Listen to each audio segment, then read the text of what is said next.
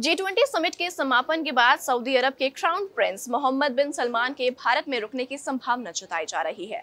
लेकिन G20 जिसकी अध्यक्षता पहली बार भारत को मिली है और इस दौरान विदेशों के डेलीगेट्स दिल्ली आएंगे, तब सऊदी अरब के क्राउन प्रिंस मोहम्मद बिन सलमान इस समय यहां पर रह के इसके बाद भी क्यों रह रहे हैं? इसके पीछे की वजह क्या है और क्या है उनके भारत आने के पीछे की असल वजह? चलिए जानते हैं आज की इस वीडियो में। लेकिन उससे पहले अगर अभी तक आपने हमारे YouTube चैनल को सब्सक्राइब नहीं किया है तो उसे जल्दी से सब्सक्राइब कर लें और बेल आइकन को प्रेस करना ना भूलें। नमस्कार, मैं हूं आपके साथ कृतिका और आप देख रहे हैं जनभावना टाइम्स।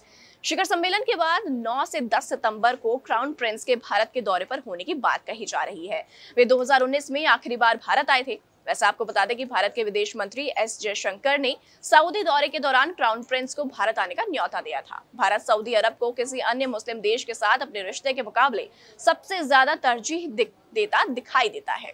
इन सभी बातों के तर इस लिहाज से भी भारत में क्राउन प्रिंस का राजकीय दौरा खास है।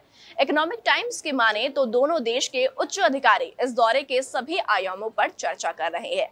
वैसे आपको बता दें कि हाल ही में सऊदी अरब ब्रिक्स देशों में शामिल हुआ है। भारत और सऊदी अरब के व्यापार को लेकर मोहम्मद बिन सलमान के जून में प्रधानमंत्री नरेंद्र मोदी से बातचीत भी की थी, जिसमें दोनों देशों के बीच की साझेदारी की समीक्षा को लेकर चर्चा की गई है। हाल ही के सालों में भारत और सऊदी अरब के संबंध गहरे होते दिखे हैं। दोनों देशों के बीच रक्षा सहयोग भी बढ़ा है। इतना ही नहीं, कच्चे तेल और एलपीजी के सबसे बड़े स्रोतों में से एक की वजह से सऊदी अरब भारत की ऊर्जा सुरक्षा में एक महत्वपूर्ण भूमिका निभाता है।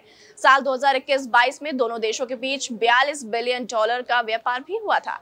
सऊदी अरब में भारतीय निवेश बीते कुछ सालों से बढ़कर 2 बिलियन डॉलर हो गया है, जबकि भारत में सऊदी अरब ने 3 बिलियन डॉलर का निवेश किया है। वैसे आपको ये भी बता दें कि साल 2016 में पीएम मोदी सऊदी अरब के दौरे पर गए थे।